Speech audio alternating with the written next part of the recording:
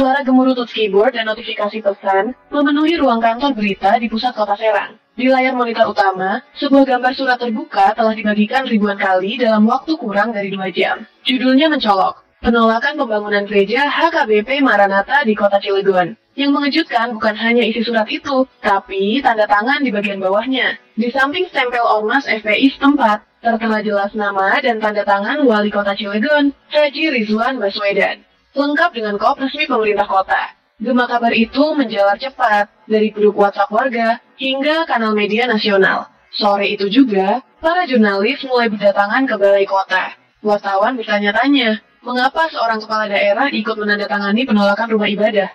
Yang belum subscribe gunanya yang pertama adalah supaya setiap kali kami mengupload video-video baru itu muncul di HP saudara. Yang kedua, ketika Anda subscribe, saudara sudah membantu mengembangkan pelayanan kami. Tuhan Yesus memberkati kita semua. Amin. Apakah ini tekanan politik atau murni keyakinan pribadi? Sementara itu, di sebuah rumah kecil di daerah Grem, seorang pemuda bernama Fadlan Siregar tengah menatap layar ponselnya. Ia diam, tangannya menggenggam erat. Ia tahu benar, ini bukan sekadar isu biasa. Ini bara yang bisa membakar persatuan yang selama ini rapuh di kota kelahirannya.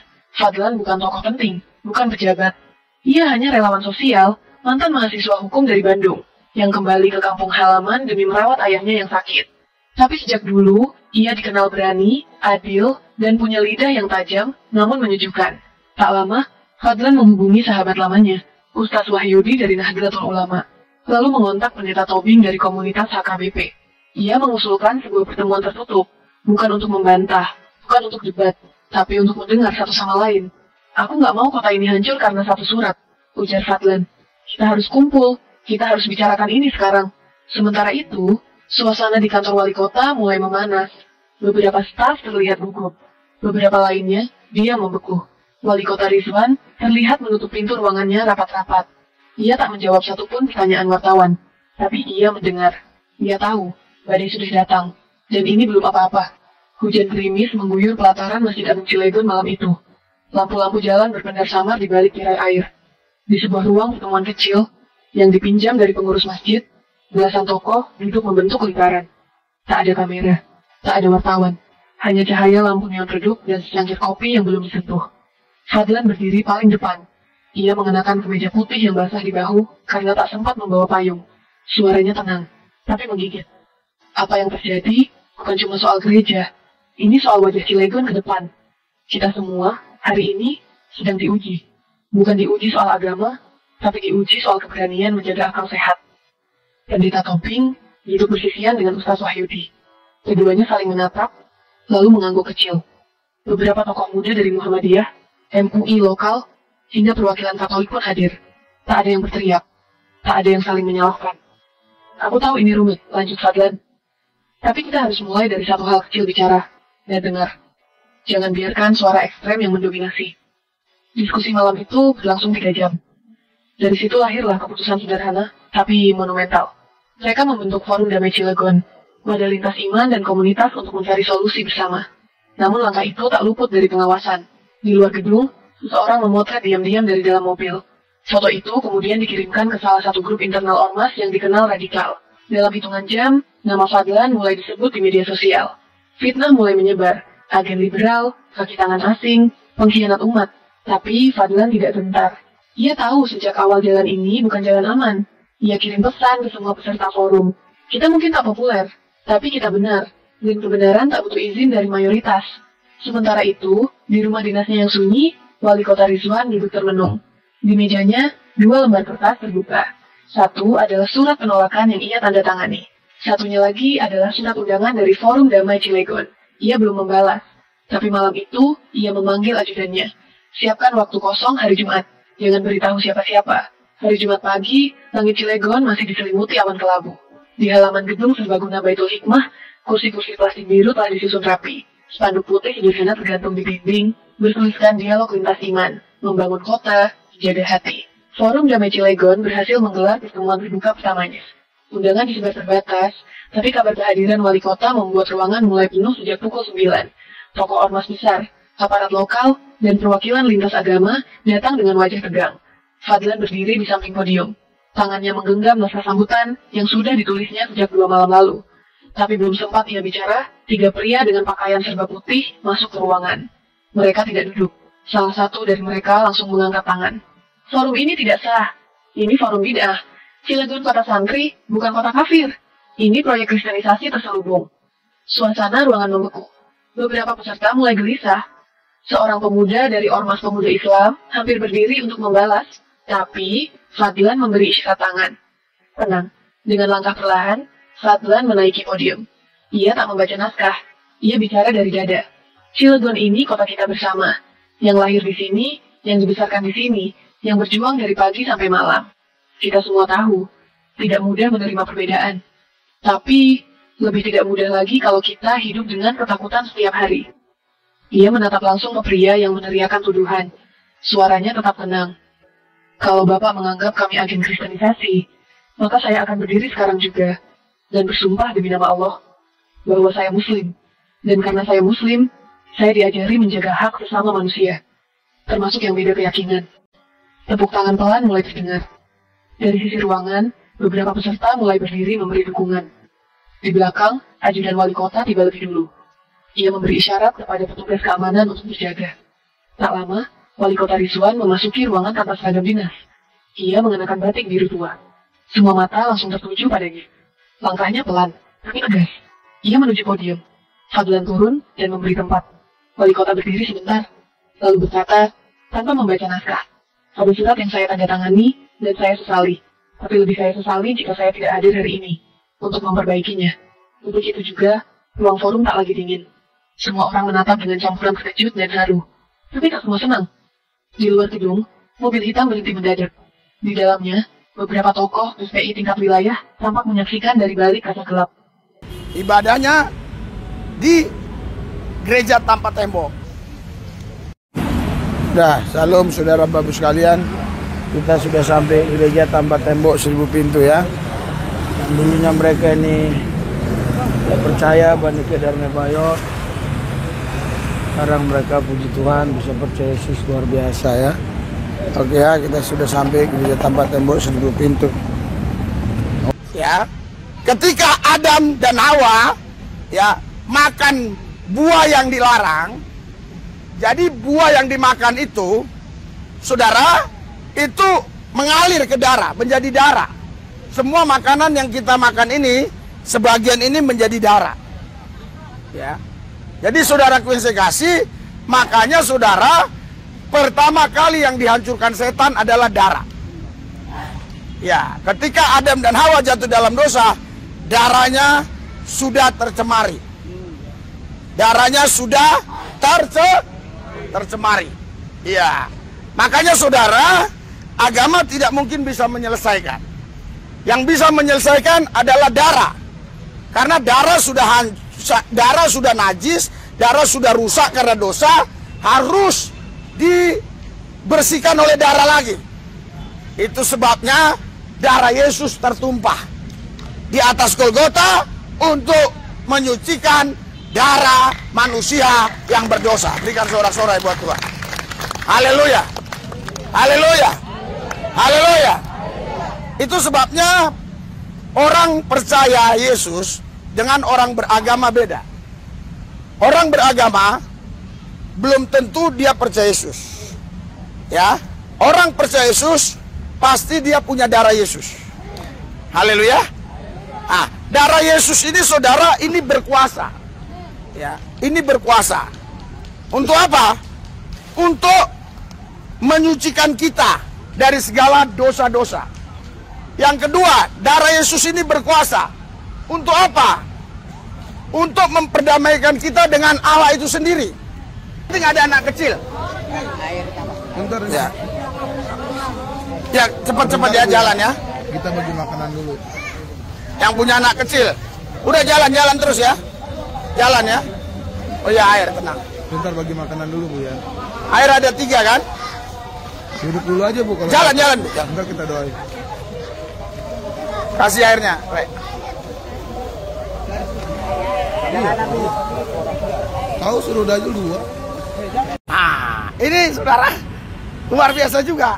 Ini sering kali ya, diintimidasi, dilarang, bahkan pernah juga didatangi kami ya dengan orang yang membawa sajam ya.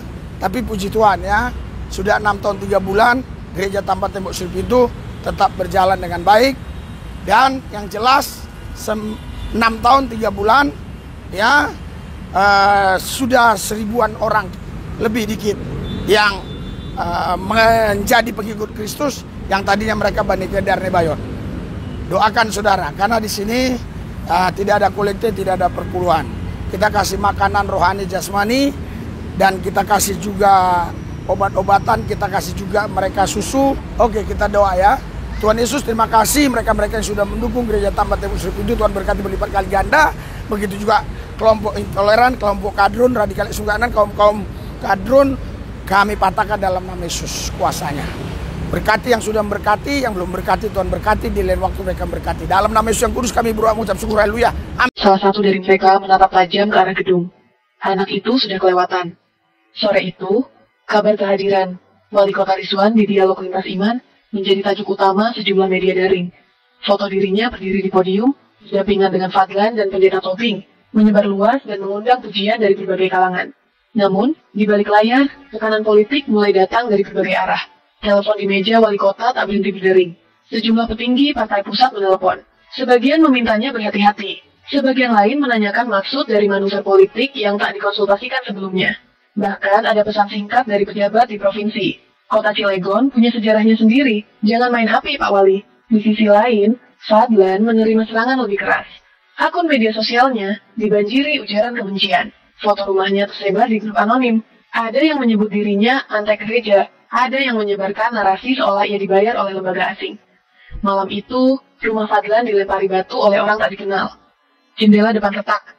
Ibunya menangis diam-diam di dalam kamar, sementara Fadlan menyapu pecahan kaca dengan tangan sendiri.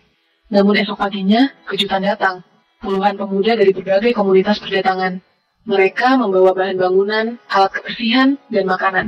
Beberapa berasal dari komunitas gereja, sebagian dari ormas Islam. Bahkan ada juga mahasiswa yang datang jauh-jauh dari Serang. Kami di sini bukan buat demo. Kami di sini untuk menunjukkan kalau kami tidak takut hidup berdampingan. Momen itu direkam salah satu jurnalis lokal dan diunggah ke media sosial. Video itu meledak viral, memunculkan gelombang simpati nasional. Komentar netizen membanjiri. Sebagian menulis, inilah Indonesia sesungguhnya, bukan soal mayoritas, tapi soal keberanian menjaga hati bersih. Namun tak semua pihak terdiam. 2 hari kemudian, sebuah aksi massa disiapkan oleh kelompok radikal yang merasa dirugikan dengan forum tersebut. Spanduk-spanduk provokatif mulai dipasang di jalan protokol. Suasana kota mulai menegang kembali. Di ruang kecil Forum Damai Cilegon, Fadlan duduk bersila bersama Ustaz Wahyudi dan Pendeta Tobing. Kita tak bisa mundur sekarang, ucap Ustaz Wahyudi. Tapi kita juga tak boleh melawan dengan cara yang sama. Fadlan mengangguk pelan. Kita akan hadapi dengan kepala dingin.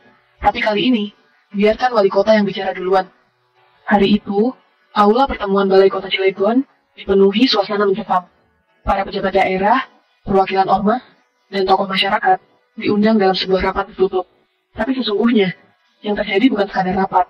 Ini adalah titik balik. Di balik layar, tekanan dari kelompok tertentu semakin besar. Beberapa pejabat mendesak agar wali kota Rizwan segera mencabut dukungannya terhadap Forum Damai Cilegon. Bahkan ada yang mengancam akan melaporkannya ke pusat karena dianggap melemahkan perjuangan umat. Namun wali kota hanya duduk tenang. Ia mengenakan peci hitam dan baju batik resmi. Ketika mikrofon diberikan kepadanya, ia berdiri perlahan. Semua mata tertuju padanya. Semua menanti kalimat pembuka. Tapi justru, ia mengawali dengan cerita. Saya dibesarkan oleh seorang ibu penjual sayur. Yang tetangganya adalah seorang janda Katolik. Tiap pagi, ibu saya menitip dagangan ke rumah beliau. Tak pernah sekalipun saya dengar mereka bertengkar karena beda keyakinan. Ruang rapat senyap. Tak ada yang menyela. Kita terlalu lama hidup dalam ketakutan yang kita buat sendiri. Kita curiga pada tetangga, bahkan sebelum mereka menyapa. Kita larang rumah ibadah. Bahkan sebelum kita duduk berbicara. Ia berhenti sejenak. Lalu, tatapannya mengarah langsung ke perwakilan ormas, tak membawa spanduk. Ia hanya menggenggam kertas kecil, undangan resmi, untuk pertemuan akbar lintas iman yang akan diadakan pekan depan. Di sudut kertas itu, tanda tangan wali kota Rizwan tercetak jelas. Namun ketika ia hendak meninggalkan lokasi, seseorang mendekatinya dari arah samping. Seorang pria dengan jaket gelap, topi rendah, dan suara dingin. Kau pikir ini selesai? Ini baru mulai. Fadlan menatap pria itu. Tak gentar, tapi waspada. Ia tahu, jalan menuju damai tak pernah lurus. Tapi ia juga tahu, jika ia mundur sekarang, maka suara akal sehat di kota ini akan tenggelam sepenuhnya. Lapangan Merdeka Cilegon dipenuhi lautan manusia. Sebuah panggung sederhana berdiri di tengah, dikelilingi bendera putih bertuliskan Hari Persaudaraan Warga Cilegon. Ini bukan konser, bukan pula kampanye politik. Ini adalah pertemuan terbuka terbesar lintas agama sepanjang sejarah kota itu. Undangan disebar lewat masjid, gereja, sekolah, dan media sosial. Tidak ada barikade aparat, tidak ada orasi kebencian. Hanya ribuan warga datang dengan hati terbuka, meski sebagian masih menyimpan luka.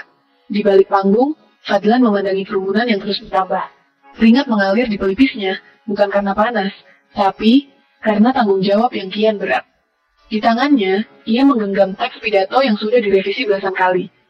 Tapi lagi-lagi, ia ragu akan membacakannya.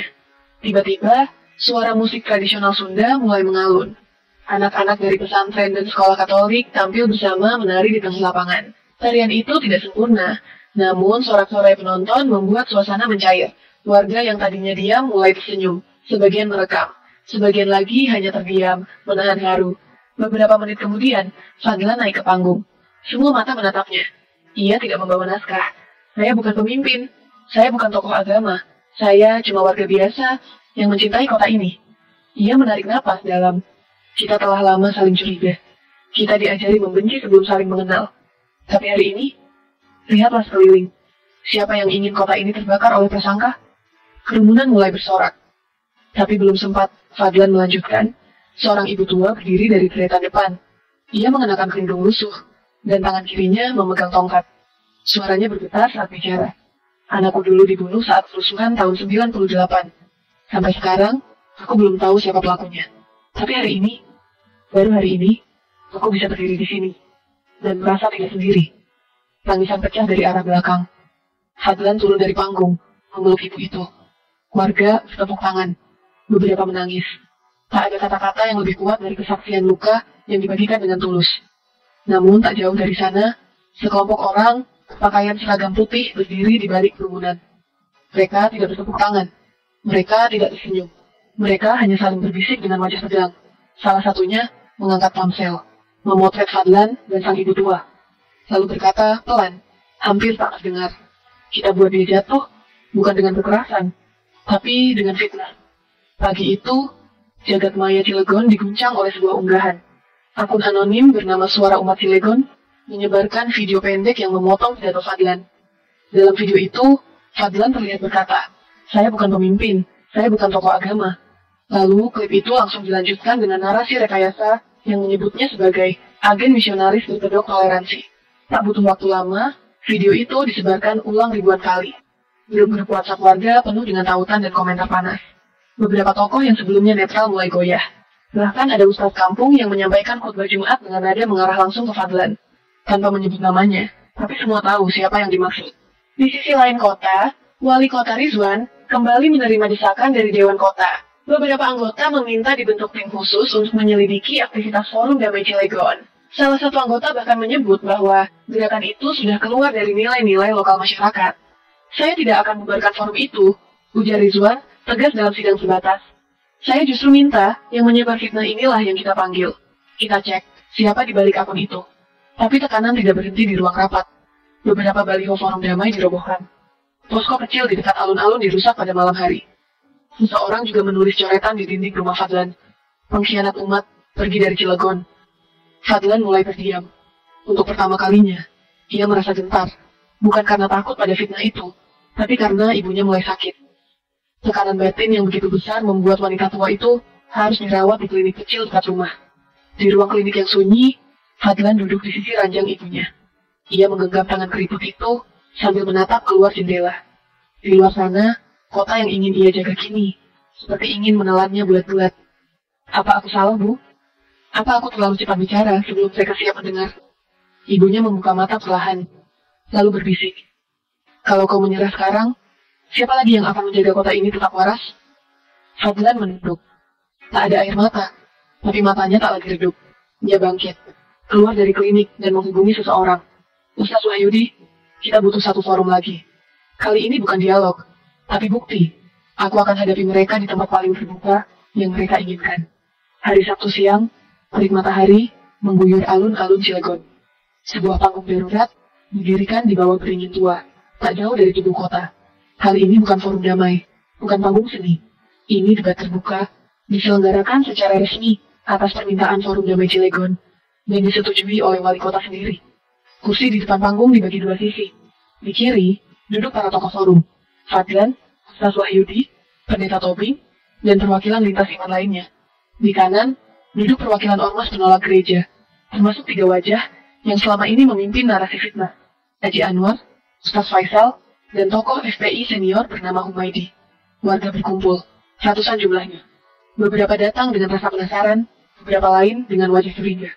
Wartawan dari media nasional pun hadir, membawa kamera besar, siap menyiarkan langsung jalannya forum. Fadlan berdiri, membuka forum dengan suara lantang. Saya berdiri di sini bukan untuk membela agama siapapun. Saya berdiri karena saya yakin, jika kita tak bukan kecil mulai terjadi. Suasana memanas. Namun tiba-tiba, seorang pria tua berdiri dari sisi penonton.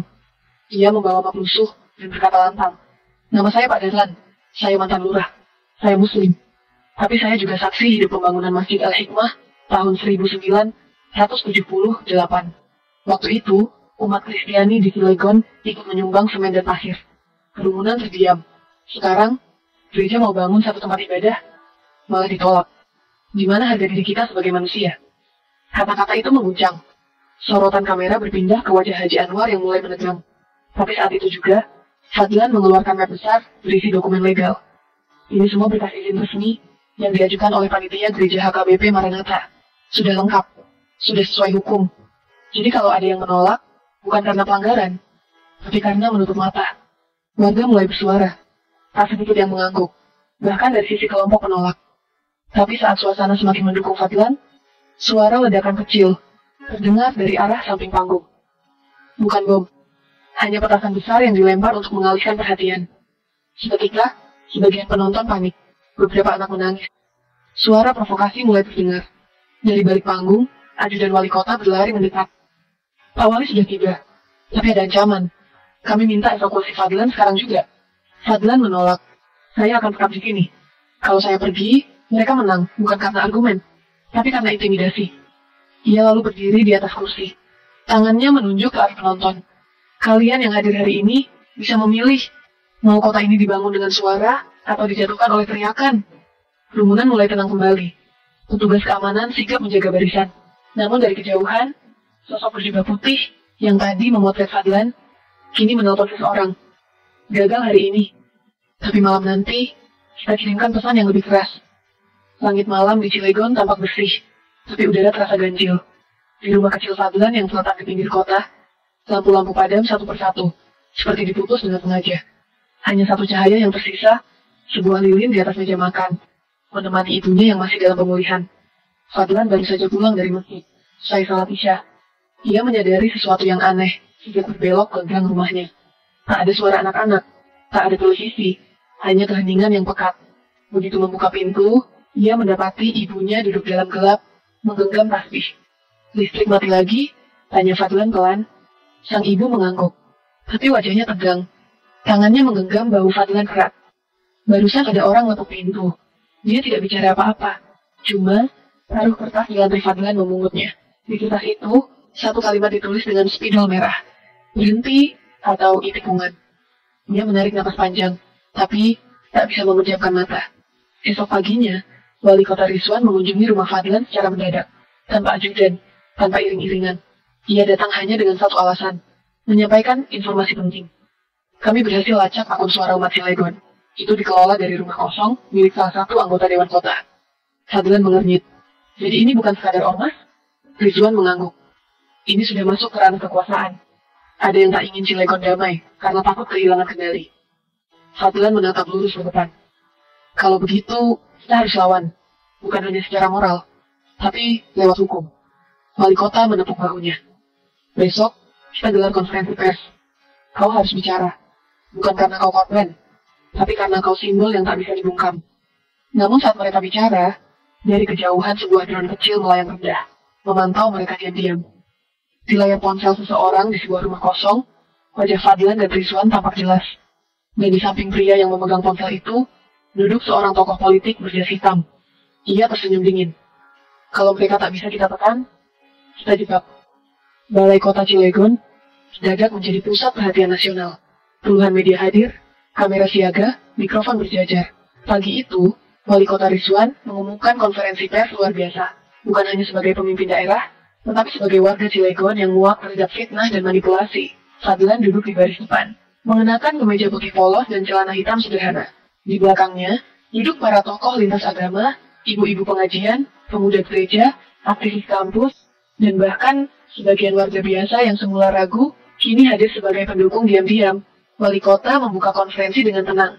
Beberapa hari terakhir, kita lihat bagaimana fitnah bisa menghancurkan reputasi, bahkan mengancam nyawa. Tapi hari ini, kami sampaikan bukti bahwa akun Suara Umat Cilegon yang menyebarkan video manipulatif dikendalikan dari rumah kosong milik seorang anggota Dewan Aktif.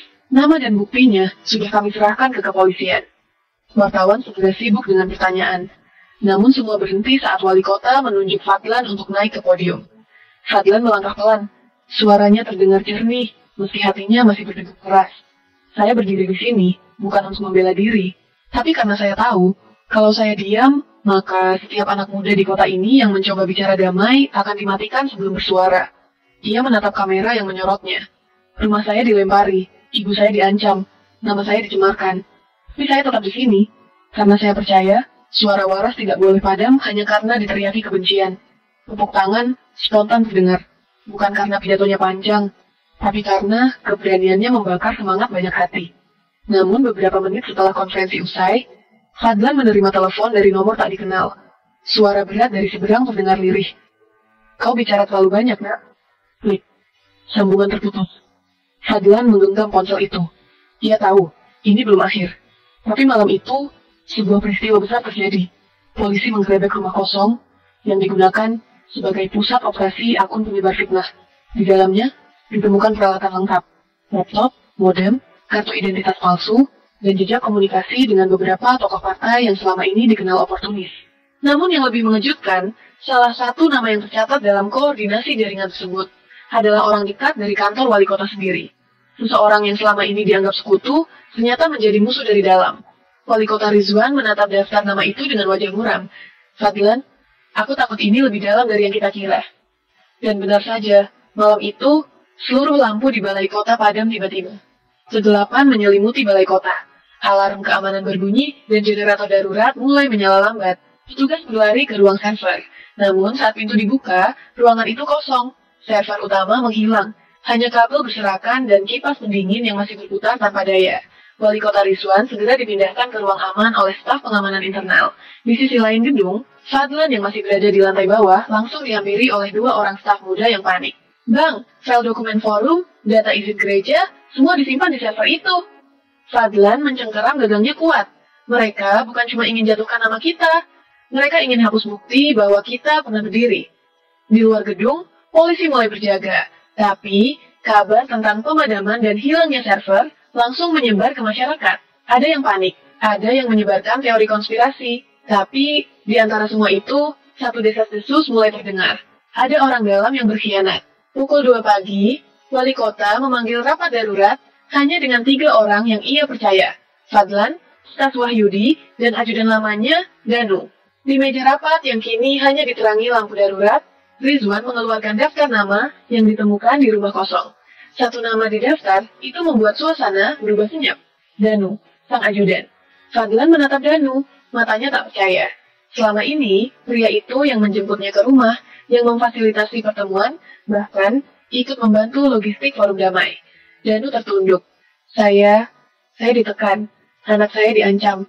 Kalau saya tidak serahkan semua rute komunikasi kalian, mereka bilang akan ambil istri saya juga. Wali kota tidak berteriak. Ia hanya mengangguk pelan. Kenapa tidak bicara sebelumnya? Danu menangis. Karena saya takut. Tapi saya juga salah. Dan saya siap bertanggung jawab. Namun sebelum mereka sempat mengambil langkah hukum, sebuah pesan masuk ke ponsel Fadlan.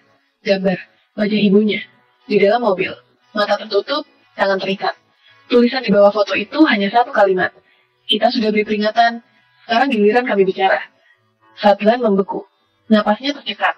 Seluruh tubuhnya bergetar. Tapi bukan karena takut. Kali ini, amarah dan cinta berbaur dalam diam. Wali kota memandangnya tajam. Kita harus ambil langkah, tapi tidak dengan emosi. Kita butuh bukti, dan kita butuh waktu. Aku akan kerahkan orang yang benar-benar bersih. Namun Fadlan menggeleng. Tidak, Pak. Mereka sudah bawa ibu saya. Saya sendiri yang akan cari. Malam ini juga. Di luar, langit Cilegon diselimuti awan gelap. Dan di balik setiap sudut kota, ada mata yang memantau, menunggu langkah Fadlan selanjutnya. Fadlan melangkah cepat di tengah lorong gang kecil, dekat kawasan industri tua Cilegon. Ia tak membawa banyak, hanya senter kecil, ponsel dengan baterai penuh, dan tekad yang mendidih. Di kepalanya, hanya satu yang berputar, wajah ibunya, dengan mata tertutup dan tangan terikat. Sebuah pesan anonim yang masuk ke ponselnya tadi, malah memberikan petunjuk samar. Cari tempat yang pernah dibakar tapi tak pernah dilupakan. Fadlan tahu betul tempat itu. Gudang tua di pesisir Graham, lokasi bekas perusuhan buruh 2 dekade lalu. Tempat itu kini terlantar, tapi masih menyimpan sisa arang di lantainya. Dan lebih dari itu, tempat itu tak pernah tersentuh renovasi karena sejarah kelamnya. Ia menyusuri jalan setapak, menembus semak-semak liar, hingga akhirnya sampai di gerbang berkarat yang setengah terbuka. Udara di dalam pengap, dan aroma logam tua menguasai ruangan. Di ujung bangunan, ia melihat cahaya samar. Ia padamkan senternya, melangkah perlahan. Langkah demi langkah. Suara lirih terdengar. Seperti seseorang berdoa. Ia dekati pelan-pelan. Lalu ia melihatnya. Ibunya duduk di kursi reot, dengan mata tertutup kain hitam. Di sampingnya, seorang pria berdiri, memegang tongkat besi. Tapi pria itu tidak bicara. Ia hanya mengawasi. Fadlan menggenggam batu dari lantai. Tapi sebelum ia bergerak, suara lain terdengar dari balik tiang besi. Kau akhirnya datang. Seseorang keluar dari bayangan. Bukan preman. Bukan anggota ormas. Tapi tokoh politik tua yang pernah difoto bersama pejabat pusat. Pria berjas hitam yang muncul dalam data investigasi sebelumnya. Aku ingin tawarkan satu jalan keluar, nak. Katanya, suaranya tenang seperti ular. Berhenti. Bubarkan forummu. Dan semua ini selesai. Ibumu pulang. Nama baikmu bersih. Kami bahkan bisa angkat kau jadi anggota dewan. Cepat atau lambat? Fadlan diam. Wajahnya dingin. Kenapa kau lakukan semua ini? Bukankah kau juga orang Cilegon? Pria itu tertawa kecil.